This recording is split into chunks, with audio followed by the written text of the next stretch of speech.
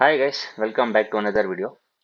So ಇವತ್ತು ನಾವೇನ್ ನೋಡ್ತಾ ಇದೀವಿ ಅಂತಂದ್ರೆ ನಿನ್ನೆ ನಾನು ನಿಮ್ಗೆ ಒಂದು ಝೋನ್ ಕೊಟ್ಟಿದ್ದೆ. ಅಂದ್ರೆ ಈ ಝೋನ್ ಇಲ್ಲಿ ಕಾಣಿಸ್ತಾ ಇದೆಯಲ್ಲ, ಈ ಝೋನು ನೀವು ಇಲ್ಲಿ ನನ್ನ ಯೂಟ್ಯೂಬ್ ಚಾನಲ್ ಅಲ್ಲಿ ಅಪ್ಲೋಡ್ ಮಾಡಿದ್ದೆ ಪ್ರೀವಿಯಸ್ ವಿಡಿಯೋ. ಇದೇ ಝೋನು ಇಲ್ಲಿ ನಮ್ಗೆ ಪ್ಲೇಔಟ್ ಆಗಿದೆ, ಕಾಣಿಸ್ತಾ ಇದೆಯಾ? ನೀಟಾಗಿ ಇಲ್ಲಿಗೆ ಬಂದು ನಾವಿಲ್ಲಿ ಯಾಕೆ ಟ್ರೇಡ್ ತಗೊಂಡಿಲ್ಲ ಅಂತಂದ್ರೆ, ಇದು ಆಲ್ಮೋಸ್ಟ್ ಲೈಕ್ ನಾನ್ ಟೈಮಿಂಗ್ಸ್. ಅಂದ್ರೆ ನಾವ್ ಈ ಟೈಮಲ್ಲಿ ಟ್ರೇಡ್ ಮಾಡಿದ್ರೆ ಅದು ಸ್ಪ್ರೆಡ್ಸ್ ಇರುತ್ತೆ, ಇಲ್ಲ ನಮ್ಮ ಫೇವರ್ ಅಲ್ಲಿ ಹೋದ್ರೂ ಕೂಡ ಅದು ಸರಿಯಲ್ಲ, ವರ್ಕ್ ಆಗಲ್ಲ ಅದು most of the time. So ಬಿಟ್ಟಿದ್ದೆ. ನೆಕ್ಸ್ಟ್ ಈಗ ನಮ್ಗೇನ್ ಬಂತು, ಇದು ಪ್ರೊಟೆಕ್ಟೆಡ್ ಲೋ, ಅಂದ್ರೆ ಇಲ್ಲಿಂದ ಹೋಗುತ್ತೆ ಅಂತ ಕಾನ್ಫಿಡೆನ್ಸ್ ಇರೋದ್ರಿಂದ ನಮ್ಗೆ ಇಲ್ಲಿಂದ ಒಂದು ಬುಲಿಶ್ ರ್ಯಾಲಿ ಸಿಕ್ತು. ಇದು ನಾವು ಎಕ್ಸ್ಪೆಕ್ಟ್ ಮಾಡಿದ್ವಿ. ಸೊ ಇವತ್ತೇನಾಯ್ತು ಬೆಳಗ್ಗೆ ಲಂಡನ್ ಸೆಷನ್ ಅಲ್ಲಿ ನಾನೊಂದು ಬೈಸ್ ನೋಡ್ತಾ ಇದ್ದೆ. ಆಕ್ಚುಲಿ ಇಲ್ಲಿಂದ ಬೈಸ್ ನೋಡೋಣ ಅಂತ ಬೈಸ್ ನೋಡ್ತಾ ಇದ್ದೆ.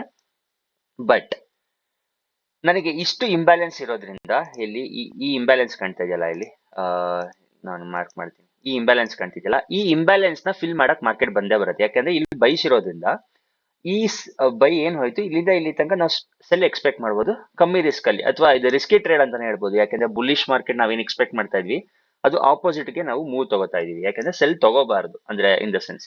ಬಟ್ ನಿಮ್ಗೆ ವರ್ಕೌಟ್ ಆಗ್ತಿದೆ ಅಂತಂದಾಗ ಪ್ರಾಫಿಟ್ ಮಾಡೋದು ಅಷ್ಟೇ ಇಂಪಾರ್ಟೆಂಟ್.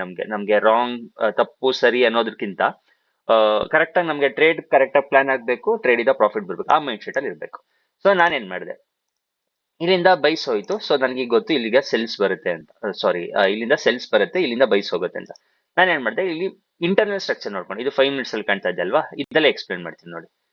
ಸೊ ಈಗ ನನ್ಗೆ ಇದು ಇಂಬ್ಯಾಲೆನ್ಸ್ ಅಂತ ಗೊತ್ತು. ಇದನ್ನ ನನ್ನ ಸ್ಟ್ರಕ್ಚರ್ ಇಲ್ಲೇ ಒಂದು ಸ್ಟ್ರಕ್ಚರ್ ಮಾಡ್ಕೊಂಡಿದೆ. ಹೇಗೆ ಒಂದು ಸ್ಮಾಲ್ ಇಂಟರ್ನಲ್ ಸ್ಟ್ರಕ್ಚರ್ ಅಂತ ಕರಿತೀವಿ ಇದನ್ನ. ಇದು ಒಂದು ಹೈ ಮಾಡ್ತು, ಒಂದು ಲೋ ಮಾಡ್ತು, ಹೈ ಮಾಡ್ತು. ಈಗ ಈ ಹೈ ಬ್ರೇಕ್ ಆಗ್ಲಿಲ್ಲ, ಈ ಲೋ ಬ್ರೇಕ್ ಆಯ್ತು, ಕಾಣಿಸ್ತಾ ಇದೆಯಾ ಇಲ್ಲಿ?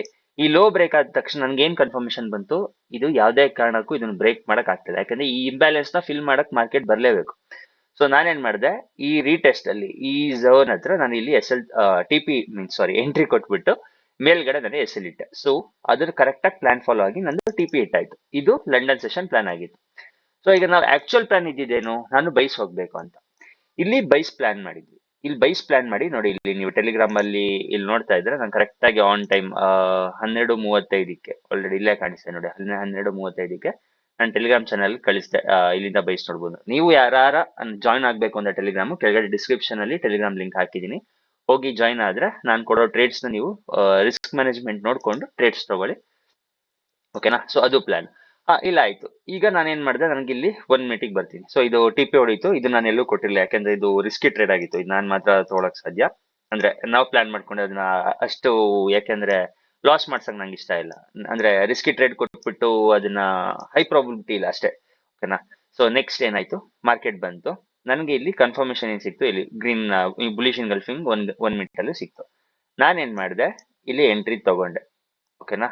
ಇಲ್ಲಿ ಎಂಟ್ರಿ ತಗೊಂಡು ನಾನು ಏನಕ್ಕೆ ಬೇಗ ಬ್ರೇಕ್ ಇವನ್ ಮಾಡ್ತೀನಿ ಅಂತಂದ್ರೆ, ಇದು 30 ಮಿನಿಟ್ಸ್ ಡಿಮ್ಯಾಂಡ್. ನೀವು 1 ಅವರ್ ಅಥವಾ 30 ಮಿನಿಟ್ಸ್ ನೋಡಿದ್ರೆ ಇಲ್ಲಿ ನೋಡಿ ಕಾಣಿಸುತ್ತೆ. ಇದು 1 ಮಿನಿಟ್ ಡಿಮ್ಯಾಂಡ್ ಇಲ್ಲಿ ಕಾಣಿಸ್ತಾ ಇದೆಯಾ? 1 ಅವರ್ ಡಿಮ್ಯಾಂಡ್ ಕೂಡ, ಅದ್ರ ಜೊತೆಗೆ 30 ಮಿನಿಟ್ಸ್ ಡಿಮ್ಯಾಂಡ್ ಕೂಡ ಇಲ್ಲಿ ಮಾರ್ಕ್ ಮಾಡಿ ನೋಡಿ. ಇದು 30 ಮಿನಿಟ್ಸ್ ಡಿಮ್ಯಾಂಡ್. ಸೊ ನಾನು ಅಲ್ಲಿ ನನಗೆ ಗೊತ್ತು ಅದು ಒಂದ್ ಪ್ಲೇಸಿಗೆ ಹೋಗುತ್ತೆ. ಯಾಕಂದ್ರೆ ಇಲ್ಲಿಂದ ಪುಷ್ ಕೊಟ್ರೆ ನೆಕ್ಸ್ಟ್ ಸಪ್ಲೈ ತನಕ ಅದು ಹೋಗುತ್ತೆ. ಆ ನೆಕ್ಸ್ಟ್ ಸಪ್ಲೈ ನಾನು 1 ಮಿನಿಟ್ ಅಲ್ಲಿ ನೋಡ್ತೀನಿ. ಯಾಕೆಂದ್ರೆ 30 ಮಿನಿಟ್ಸ್ 1 ಮಿನಿಟ್ ಸಪ್ಲೈನೇ ಹೋಲ್ಡ್ ಮಾಡಕ್ ಆಗ್ಲಿಲ್ಲ ಅಂತ ಅಂದ್ರೆ ಅದು ಇನ್ ಮುಂದಕ್ಕೆ ರ್ಯಾಲಿ ಕೊಡಕ್ ಆಗಲ್ಲ ಅದಕ್ಕೆ. ಸೊ ನಾನೇನ್ ಮಾಡ್ತೀನಿ, 30 ಮಿನಿಟ್ ಅಟ್ಲೀಸ್ಟ್ 30 ಮಿನಿಟ್ಸ್ ಹೆಂಗೆ, 1 ಮಿನಿಟ್ ಹೆಂಗೆ, 30 ಮಿನಿಟ್ಸ್ ಮುಂದೆ 15 ಮಿನಿಟ್ಸ್ ಇದೆ, 15 ಮಿನಿಟ್ಸ್ ಮುಂದೆ 5 ಮಿನಿಟ್ಸ್ ಇದೆ, 5 ಮಿನಿಟ್ಸ್ ಮುಂದೆ 3 ಮಿನಿಟ್ಸ್, 3 ಮಿನಿಟ್ಸ್ ಮುಂದೆ 1 ಮಿನಿಟ್ ಇದೆ. ಸೊ ನಾನೇನ್ ಮಾಡ್ತೀನಿ, 30 minutes demand is equal to 1 minute supply. ಅಲ್ಲಿಗೆ ಬಂದಾಗ ನಾನು ಬ್ರೇಕ್ ಇವನ್ ಮಾಡ್ತೀನಿ. ಸೊ ನಾನೇನ್ ಮಾಡಿದೆ, ಇಲ್ಲಿಗೆ ಬಂದ ತಕ್ಷಣ ಬ್ರೇಕ್ ಇವನ್ ಮಾಡಿದೆ. ಇದನ್ನ ನಾನು ಇಲ್ಲಿ ಟೆಲಿಗ್ರಾಮ್ ಅಲ್ಲಿ ಕೂಡ ಹಾಕಿದ್ದೀನಿ ನೋಡಿ. ಇಲ್ಲಿ ಕರೆಕ್ಟ್ ಆಗಿ ಬ್ರೇಕ್ ಒನ್ ಅಂತ ಹಾಕಿದೆ. If you can book other ಇಲ್ಲಿ ನೋಡಿ, ಕರೆಕ್ಟ್ ಆಗಿ 4:53 ಇಲ್ಲಿ ಬ್ರೇಕ್ ಇವನ್ ಹಾಕ್ತೀನಿ ಅಂತ. 4:53 ಇಲ್ಲಿ ನೋಡಿ, ಬೇಕಿದೆ ನೋಡಿ, ಕರೆಕ್ಟ್ ಆಗಿ ಕಾಣಿಸ್ತಿದೆ ಅಲ್ಲಿ ಕೆಳಗಡೆ 4:53. ಇಲ್ಲಿ ಏನಕ್ಕೆ ಬ್ರೇಕ್ ಇವನ್ ಮಾಡಿದೆ ಅಂದ್ರೆ, ಇದು ಸಪ್ಲೈ.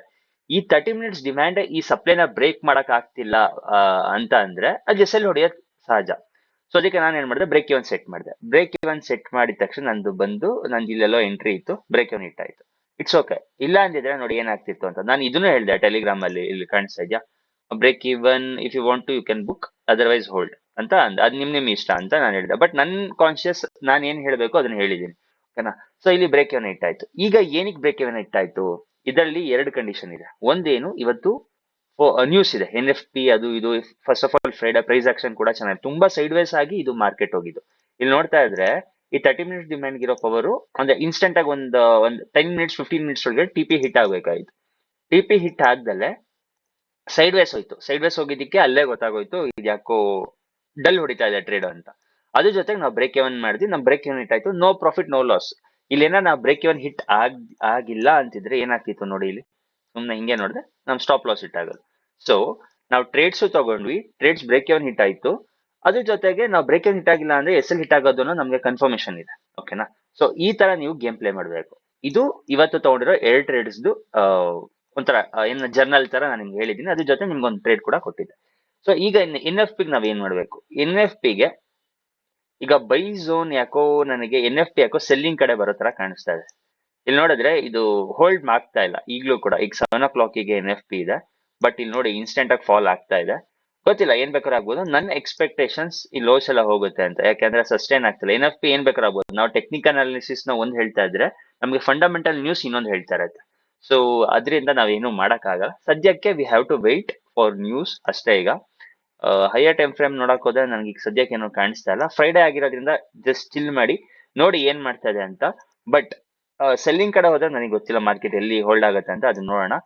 ಅಕಸ್ಮಾತ್ ಏನಾದ್ರು ನ್ಯೂಸ್ ಏನೋ ಪಾಸಿಟಿವ್ ಆಗಿ ಬಂದು USD ಗೆ ನೆಗೆಟಿವ್ ಆಗಿ ಗೋಲ್ಡ್ ಗೆ ಪಾಸಿಟಿವ್ ಆದ್ರೆ, ಸ್ಟ್ರಕ್ಚರ್ ಶಿಫ್ಟ್ ಆದ್ರೆ ಇದ್ರ ಮೇಲ್ಗಡೆ ಇಲ್ಲಿ ನಾವು ಸ್ಟ್ರಕ್ಚರ್ ಡ್ರಾ ಮಾಡೋದಾದ್ರೆ 5 ಮಿನಿಟ್ಸ್ ಅಲ್ಲಿ lower low lower high lower low ಇದೇನಾದ್ರು 5095 ಬ್ರೇಕ್ ಆದ್ರೆ ಮತ್ತೆ ಒಂದು ಡಿಮ್ಯಾಂಡ್ ಓಪನ್ ಆಗುತ್ತೆ. ಅದರಿಂದ ನಾವು ಮತ್ತೆ ಬೈಸ್ ನ ಕಾನ್ಸಂಟ್ರೇಟ್ ಮಾಡ್ಬೋದು.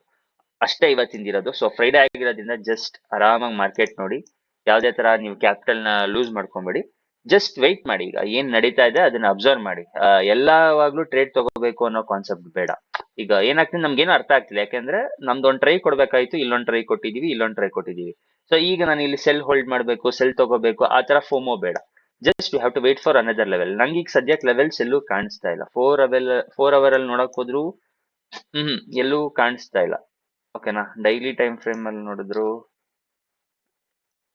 ಇಲ್ಲೊಂದಿದೆ, ಇದೊಂದಿದೆ, ಅದು ಟ್ಯಾಪ್ ಆಗಿದೆ, ಏನು ಕ್ಲಿಯರ್ ಆಗಿಲ್ಲ ಆಕ್ಚುಲಿ. ಈಗ NFP ಏನ್ ಮಾಡತ್ ನೋಡ್ಬೇಕು. ಬಟ್ ಈಗ ನೋಡಕ್ ಹೋದ್ರೆ ನನಗೆ ಇಲ್ಲಿ ಸೆಲ್ಲಿಂಗ್ ಕಾಣಿಸ್ತಾ ಇದೆ.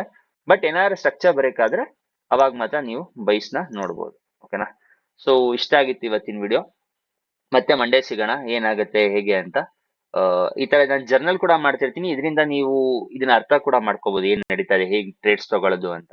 ನೀವೇನಾರು ಈ ಟ್ರೇಡ್ ತಗೊಳ್ಳೋದು ನಾನು ತಗೊಳ್ಳೋದು ಅರ್ಥ ಆಗ್ತಿಲ್ಲ ಅಂತಂದ್ರೆ ನಂದು ಪ್ಲೇ ಲಿಸ್ಟ್ ಒಳಗಡೆ ಇಲ್ಲಿ ನೋಡಿ, ಯೂಟ್ಯೂಬ್ ಒಳಗಡೆ ಈ ತರ ಸುಮಂತ್ ಎಫೆಕ್ಸ್ ಅಂತ ಇದೆ. ಈ ಸುಮಂತ್ ಎಫೆಕ್ಸ್ ಒಳಗಡೆ ಇಲ್ಲಿ ಪ್ಲೇ ಲಿಸ್ಟ್ ಅಂತ ಕಾಣ್ತಾ ಇದೆ ಅಲ್ವಾ, ಈ ಪ್ಲೇ ಲಿಸ್ಟ್ ಒಳಗಡೆ ಹೋದ್ರೆ ಇದರಲ್ಲಿ ನಿಮ್ ನೋಡಿ all you need to become profitable ಅಂತ ಇದೆ. ಇದರಲ್ಲಿ 7 ಕ್ಲಾಸ್ ಏನೋ ಇದೆ. ಓಕೆನಾ? ಈ 7 ಕ್ಲಾಸ್ ನ ನೀವು ನೋಡಿದ್ರೆ ನೋಡಿ 1 करोड़ व्यूज हो चुके हैं आज ट्रेडिंग. ಇಲ್ಲಿ ನೋಡಿ 7 ವಿಡಿಯೋ ಇದೆ. ಓಕೆನಾ? Basic to 4x, supported market structure, supply demand, session timings, internal structure. ಇಷ್ಟು ವಿಡಿಯೋಸ್ ನೀವು ನೋಡಿದ್ರೆ ನಿಮಗೊಂದು ಐಡಿಯಾ ಬರುತ್ತೆ ಏನ್ ನಡೀತಾ ಇದೆ ಮಾರ್ಕೆಟ್ ಅಲ್ಲಿ, ಅಥವಾ ನಾನು ಏನ್ ಎಕ್ಸ್ಪ್ಲೇನ್ ಮಾಡ್ತಾ ಇದೀನಿ ಅನ್ನೋದನ್ನ ನೀವು ಕ್ಯಾಪ್ಚರ್ ಮಾಡಕ್ಕೆ ಈಸಿ ಆಗುತ್ತೆ.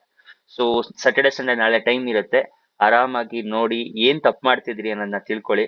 ಅದ್ರ ಜೊತೆಗೆ ಈ ನಾನು ಏನ್ ವಿಡಿಯೋ ಎಕ್ಸ್ಪ್ಲೇನ್ ಮಾಡಿದೀನಿ ಅದನ್ನ ಅದಕ್ಕೆ ಇನ್ವಾಲ್ವ್ ಮಾಡಿಸಿ, ಅಂದ್ರೆ ಅರ್ಥ ಮಾಡ್ಕೊಳಕ್ ಟ್ರೈ ಮಾಡಿ. ಸೊ ಆವಾಗ ನಿಮ್ಗೆ ಈಸಿಯಾಗಿ ಆ ಮಾರ್ಕೆಟ್ ಅನ್ನೋದು ಏನ್ ನಡೀತಾ ಇದೆ, ನಾನು ಯಾವಾಗ ಬೈಸ್ ನೋಡ್ಬೇಕು, ನಾನು ಯಾವಾಗ ಸೆಲ್ಸ್ ನೋಡ್ಬೇಕು ಅನ್ನೋದು ನಿಮ್ಗೆ ಗ್ರಾಜುಯಲಿ ಟೈಮ್ ಬೈ ಟೈಮ್ ನಿಮ್ಗೆ ಗೊತ್ತಾಗಕ್ಕೆ ಶುರು ಆಗುತ್ತೆ. ಸೊ ಇಷ್ಟ ಆಗಿತ್ತು ಇವತ್ತಿನ video. Okay guys, see you on Monday. Bye bye, take care.